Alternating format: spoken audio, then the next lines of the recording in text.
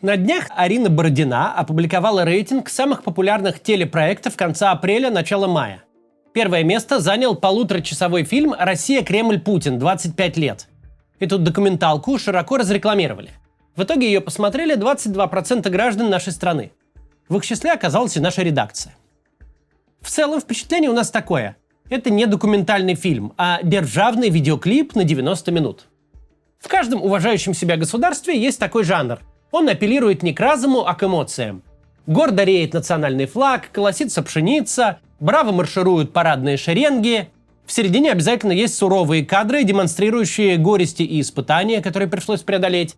Но затем снова светит солнце, с космодрома взлетает ракета в космос, металлурги льют сталь, ученые задумчиво смотрят в микроскоп, священники проводят службы, ветераны украдкой вытирают слезы, дети радуются жизни.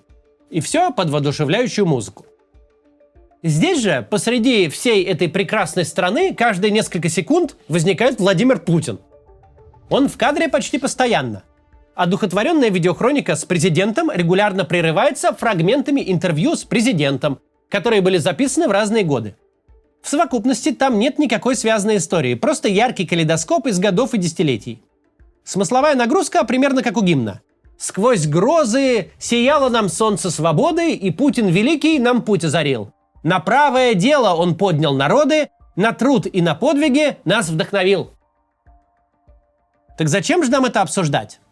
Ну, обсудить там все-таки есть что.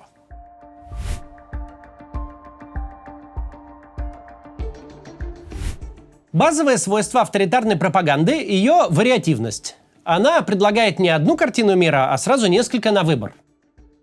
Если в одном выпуске «Воскресного вечера» с Соловьевым ведущий поднимает вопрос, как мы можем воевать с гражданскими, а буквально в следующем выпуске тема «как мы можем с гражданскими не воевать», то в этом расхождении нет никакого прокола. Мы не в Советском Союзе. Никто агитпроп из телевизора не конспектирует. Более того, очень мало кто смотрит его внимательно. Пропагандистские эфиры – это не тот сериал, где в каждой серии надо запомнить все зацепки, чтобы потом прийти к следующей части и что-то понять. Обычно пропаганда идет фоном.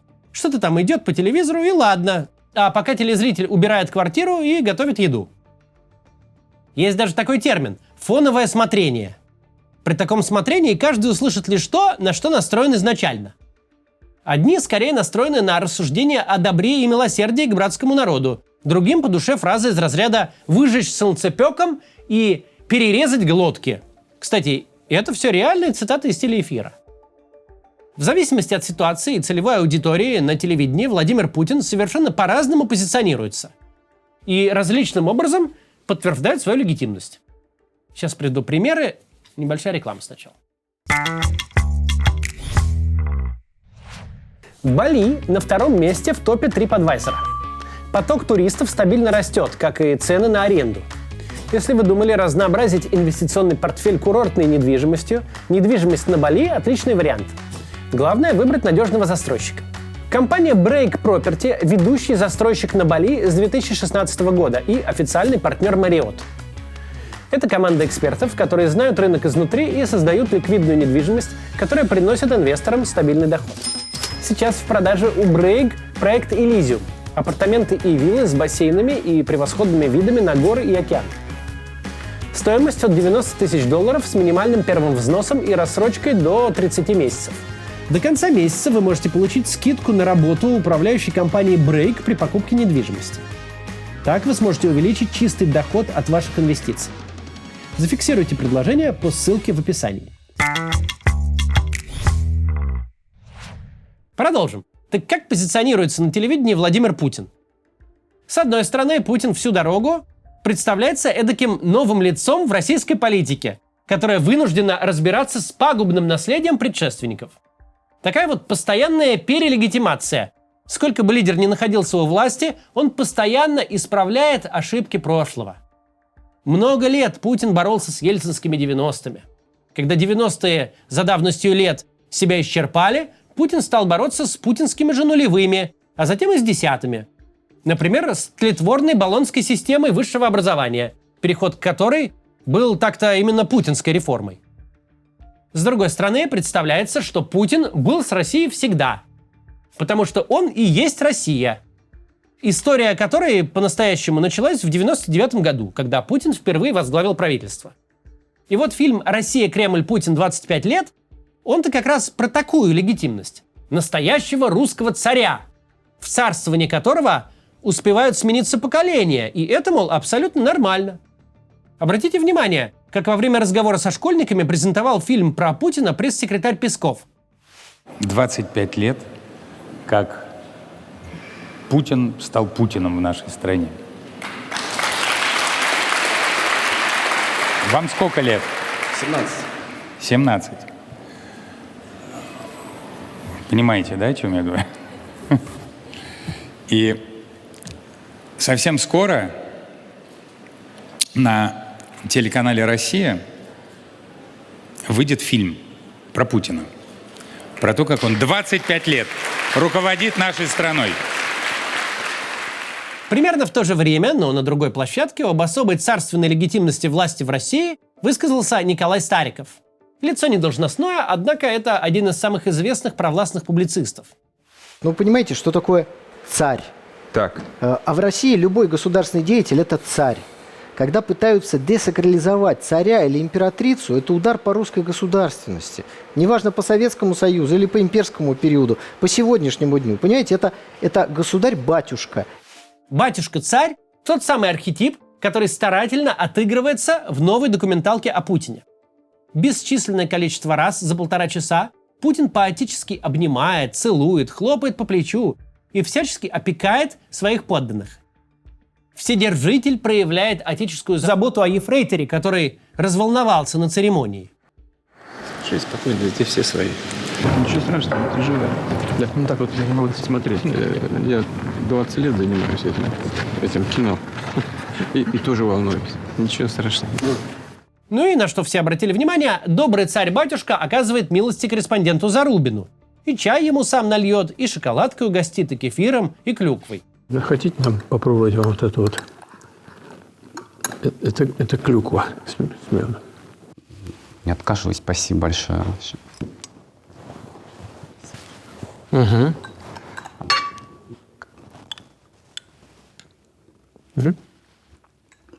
Да, очень интересный вкус. Ну и проверят, занимается ли Зарубин спортом, как Путин ему велел. Культуризм. Продолжаю, как и обещал, занимаюсь спортом. Вне контекста это было бы даже мило. Но контекст есть. Оператор выстраивает план так, чтобы Путин почаще оказывался в кадре с портретом императора Александра III, который, по сути, воплощение самодержавия.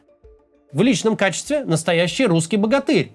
Во внутренней политике – националист, традиционалист, консерватор, автор контрреформ, который откатил назад многие либеральные преобразования предшественника.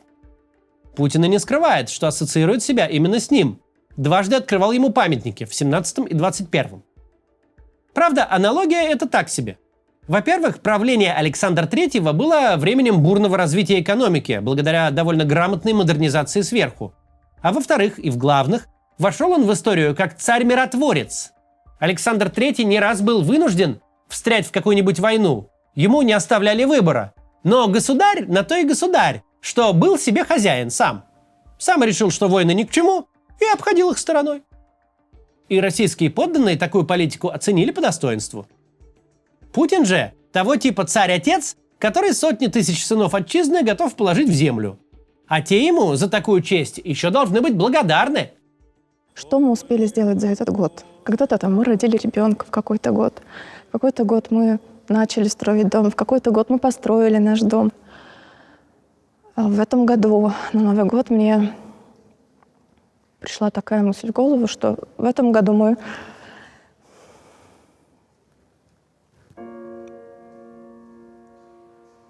с отцом Александром сделали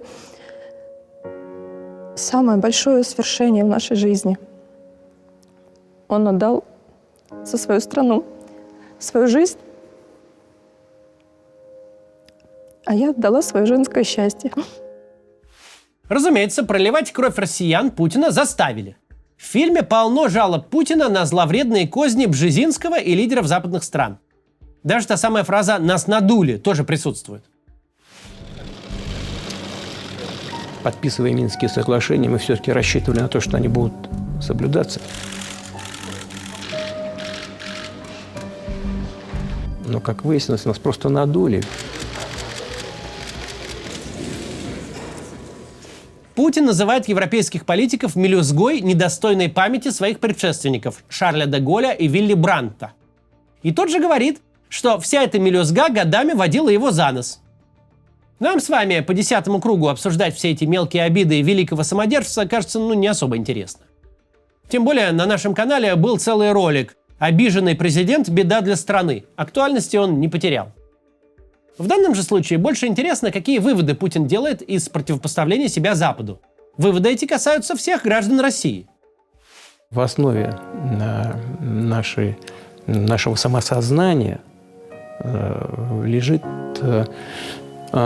все-таки не материальное благополучие, а морально-нравственная основа, которая является фундаментом и семьи, и государства, и будущего России. Единственная мысль, которую удалось выделить в фильме «Россия. Путин. 25 лет», про то, что россияне не граждане своей страны, а подданные, которые должны быть счастливы расстаться с жизнью за веру царя и отечества. А желать для себя хорошей жизни и материальных благ не должны, ибо чуждое это для России не соответствует нашим традиционным духовно-нравственным ценностям. В основе западной культуры, католической, протестантской культуре, на первое место всегда ставится материальное благополучие. Да, там тоже духовные вещи, конечно, существуют, но все-таки мерилом является материальный успех. В России нет. В России всегда, в широком смысле слова, говорят о нравственном начале. Такая глобальная идея всегда присутствует, морально-нравственная. И эта идея, что россияне, дескать, существа духовные, материальные им ни к чему, сквозит через весь фильм. Дело в том, что у российского человека и у русского человека есть некоторые отличия от, скажем, от западного социума. Мы больше думаем о чем-то вечном, о чем-то безграничном, о чем-то высшем. И даже атеисты в это верят. В таких моментах стоит признать, документальный фильм честен со зрителями. В нем четко проговаривается: путинское царствование – это не про государство для жизни. Риторика фильма – это как перевертыш геттисбергской речи Линкольна, который говорил про власть людей, воли людей и для людей. В остальном же фильм полон лицемерия. Бессрочная мобилизация по меньшей мере 300 тысяч россиян, которые почти 3 года оторваны от своих родных, спокойно соседствуют с разговорами о семейных ценностях. Массовое убийство молодых российских мужчин в боях за села и лесопосадки соседствует с речами о демографии. В ленте много раз под пронзительную музыку демонстрируются дымящиеся руины некогда русскоязычных городов востока Украины с посылом, что, мол, вы только посмотрите, что украинцы натворили после того, как Путин объявил СВО. Если смотреть документалку фоном, противоречий легко не заметить, а музыка и монтаж сделают свое дело. Если же вглядеться внимательно, можно заметить главный итог путинских 25 лет. Вопросы благополучия и достатка граждан России сняты с повестки дня. Заменены они идеями верноподданничества и кровопролитной войной. До завтра.